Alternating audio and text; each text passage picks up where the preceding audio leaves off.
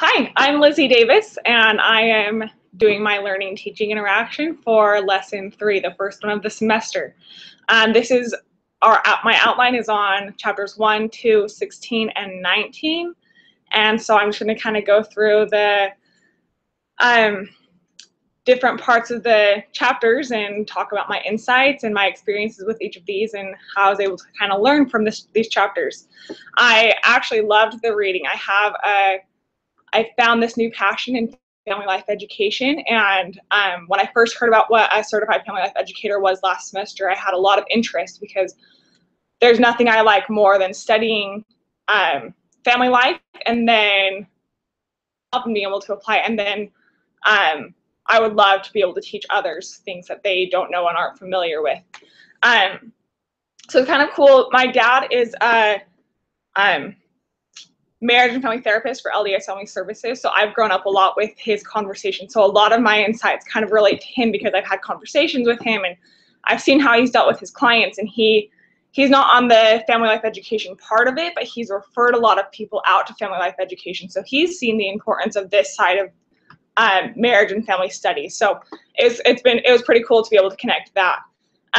Starting with the first chapter, as far as like outreach family life education goes, a big experience that I had with that was Richard and Linda Iyer. I don't know if you guys know who they are.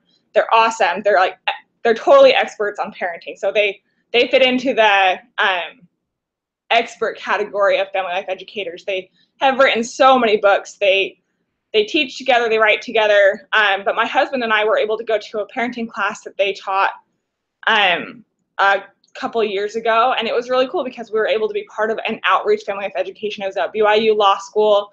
It was just about strengthening relationships and then about parenting, and it was cool to be able to be a part of that. We were observing, and they were definitely the experts in that situation. So that was pretty cool. I have talked to my dad, and he said that whenever he speaks to someone when they come in for therapy, he asks them what they know about their situation. So as far as like defining why people needed family education, he said he knows that education isn't related to the therapeutic side of everything, but it's more related to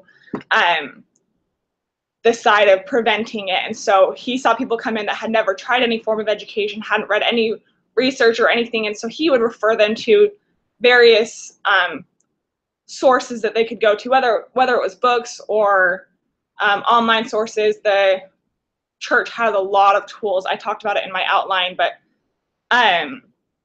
they have a website, and they have a part called Strengthening Marriages and Family handbook, and my dad actually was involved in the authoring of that. So it's a pretty cool connection for me because he did kind of work on that education side of it, even though when he does therapy, he's not really doing the education part because that's past that point, but he tries to get people to be as educated as they can first so that they don't have to go through all the process of therapy.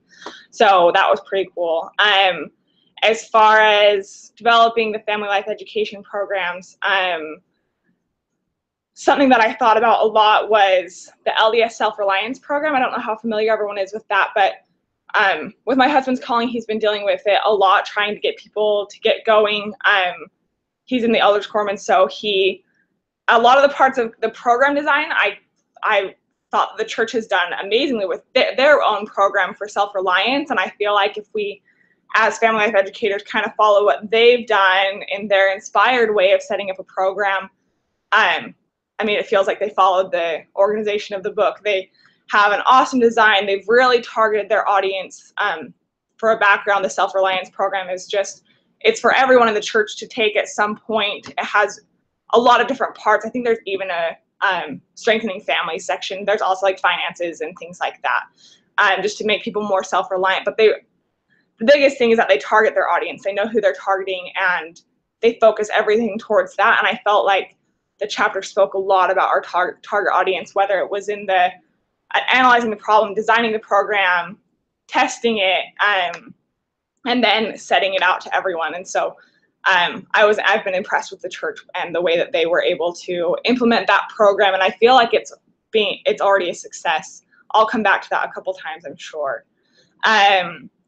In chapter 16, it talked about social marketing, and one thing that I thought was really important was that the product is specific for the target audience, and that it's so important to remember who's involved.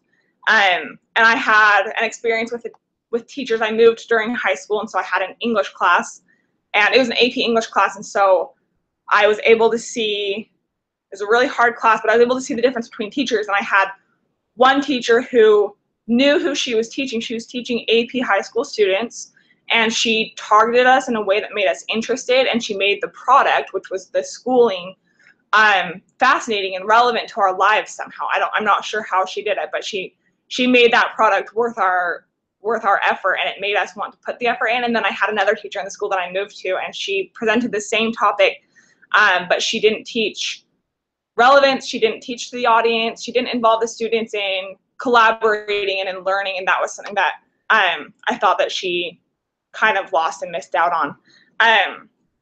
A quick story with price, it talked about keeping the audience in mind, of course, and understanding their situation and scenario, and trying to get to them to know that the benefits outweigh the cost. I have a little sister who went out selling, she was like 6 years old. She went out selling bookmarks, like nobody even knew what she was doing, to neighbors. And we were close with all of our neighbors, so they all knew who she was, just this cute little 6-year-old. And she went door to door, and she presented the bookmark, and they asked how much it was, and she said, any kind of money. And she came home with so much money because people knew that she was selling it to them, and the benefit was helping out a little girl. And so it's just always been a cute story that, like, she didn't have a price set, but it worked for her audience because her audience thought that she was a cute girl. But as I think about, like, setting a price or, like, expectations for the people that we are teaching to, we need to make sure to make it a product that's worth their time, not just price cost-wise, but it talked about various things that matter with the price, whether it's cost, time, or just getting them to care. I know I'm running out of time, so I'm going to wrap this up. I really liked chapter 19, just improving everything that it kind of had already talked about. And I thought a lot about this class and ways to improve my own program, the program that we're working on, and using the marketing techniques that we're trying to learn about, and then target it more towards our audience and make it something that they're interested in, convince them somehow that they need this, because it's really important, it's really relevant. And so I feel like if we can figure out the target audience the right way, then we can get the group of people that need us. There are specific people that need our services, and so we need to focus it towards them, focus our marketing towards them, and make it matter to them. Let's see. In the final one that said improving marketing, it talked about how to position the strengthening of families at the forefront of public attention, just to bring this back, to make America and the world care about family life education again. Like the first chapter had talked about how I think it was Woodrow Wilson had set up like an actual act that made family life education a thing, but we need to convince them that it matters. And I watched a video last semester called Demographic Winter, and because the world doesn't care about having as many children, like society's gonna end. Like that's what the video was about. And there's so many parts of society that matter for family, and so because we have that passion, that's how we can draw people in and convince them that this is a product that they need this family life education. So it was pretty cool to make those applications and insights. I enjoyed the chapters. Thanks, everyone.